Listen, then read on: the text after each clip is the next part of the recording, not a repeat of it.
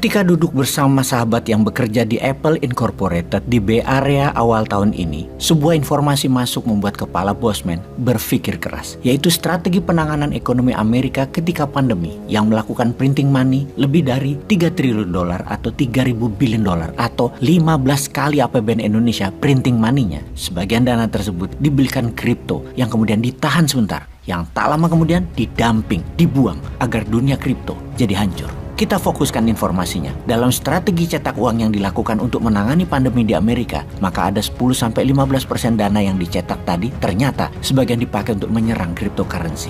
Begini penjelasan singkatnya. Kripto terutama Bitcoin dianggap ancaman dolar terbesar di masa depan yang harus dihancurkan dan dibantai dengan satu peluru. Printing money berbasis short selling kripto. Apa nggak teranjrit-anjrit komentar yang keluar dari ludah Bosman mendengar info itu? Aslinya di kepala sendiri memuji MMT yang juga punya nama lain New Economic Model. Karena ternyata MMT bisa buat senjata dalam currency war. Di sisi lain, dapat ilmu lagi yang menjawab mengapa dolar masih jadi yang terkuat di dunia. Canggih defense sistemnya dolar itu. Kok kepikiran aja para ahli-ahli di Pentagon itu ya? Sebelum menjelaskan lebih lanjut, kita harus mempelajari mengapa warfare atau sebuah negara menjalankan strategi menyerang demi survival of the nation. Demi utuhnya dan kehidupannya sebuah negara, maka berperang atau menciptakan peperangan jadi dipentingkan. Bukannya damai itu lebih baik. Di sini kita harus membedakan apa itu manusia sebagai pribadi, manusia sebagai family atau keluarga, manusia sebagai makhluk sosial, manusia sebagai makhluk politik, manusia sebagai bangsa, dan manusia sebagai negara. Bernegara itu tidak sama dengan bersosial.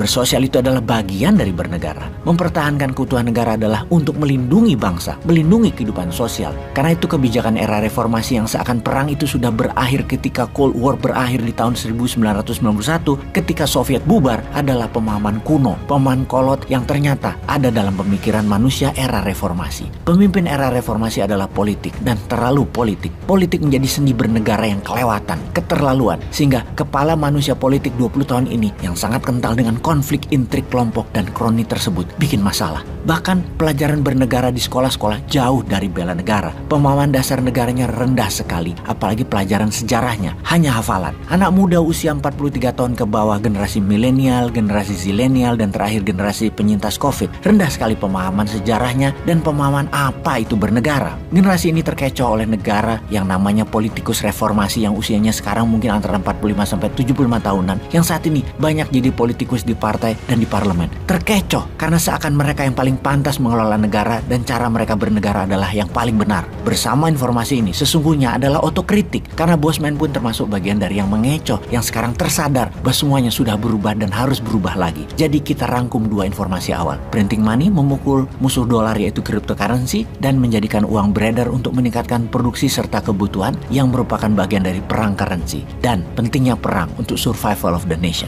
Perang ada banyak bentuknya. Ada biological warfare, ada economic warfare, ada currency warfare, terus ada belasan, dan tertinggi adalah military warfare, perang bedil-bedilan. Bicara military warfare, apakah benar Amerika dan Tiongkok akan berperang di tahun 2025? Benarkah akan terjadi dalam 2 tahun lagi? Sekarang kita melihat datanya dulu. Sama seperti tahun lalu, Bosman dengan rinci menjelaskan movement atau pergerakan tentara Rusia di perbatasan Belarusia ke Ukraina dan perbatasan Rusia ke Ukraina yang makin hari makin intens, sehingga perang tak terelakkan. Saat ini pun sama antara Tiongkok dan Amerika. Kita akan detailkan fakta lapangan. Amerika dulu. Amerika meningkatkan akses militer Amerika di Filipina hingga 2 kali lipat jumlah personelnya dalam beberapa bulan ini, termasuk peralatan militer Amerika di pangkalan Amerika di Filipina. Kemudian Sekjen NATO, Jens Stoltenberg, tur keliling Asia, serta mengajak India dan Jepang untuk bergabung dalam Fakta Pertahanan AUKUS. Kemudian pernyataan Jenderal Bintang 4 Amerika, Mike Minihan, kasaunya tentara Amerika yang dengan jelas mengatakan combat ready untuk tentara Amerika.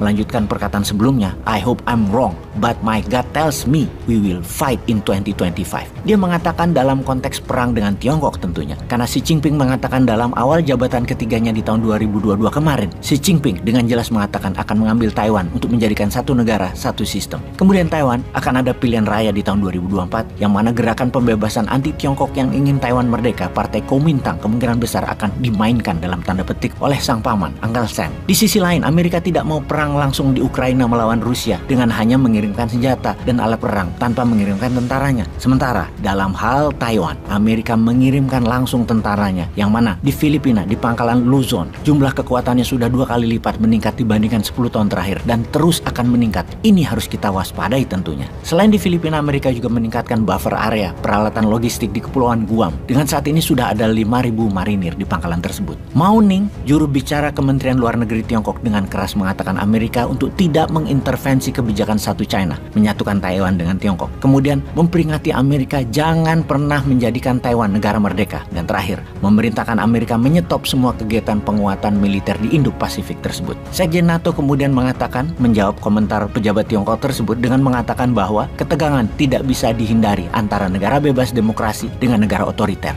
Sebentar, kita tajamkan kalimatnya. Negara bebas demokrasi versus negara otoriter. Agaknya disinilah kalimat propaganda sekutu oleh Jens Stoltenberg mulai diamplifikasi dengan kode negara demokrasi, negara bebas. Dengan arah bicara maksudnya adalah kalau Anda negara demokrasi, Anda harus jadi aliansi sekutu, atau Anda termasuk negara otoriter yang tidak menegakkan demokrasi yang akan diperangi. Semoga kita bersiap. Nggak tahu kita sama pejabat era reformasi ini mau dikemanakan negaranya. Ngomong dong ke rakyat untuk menjelaskan posisinya. Kalau mau perang, kita harus waspada. Masa masih memilih dagang jualan tanah air terus yang dikampanyekan meningkatkan devisa? Hati-hati langkah ke depannya. Perhatikan Indo-Pasifik. Di halaman depan Nusantara loh itu.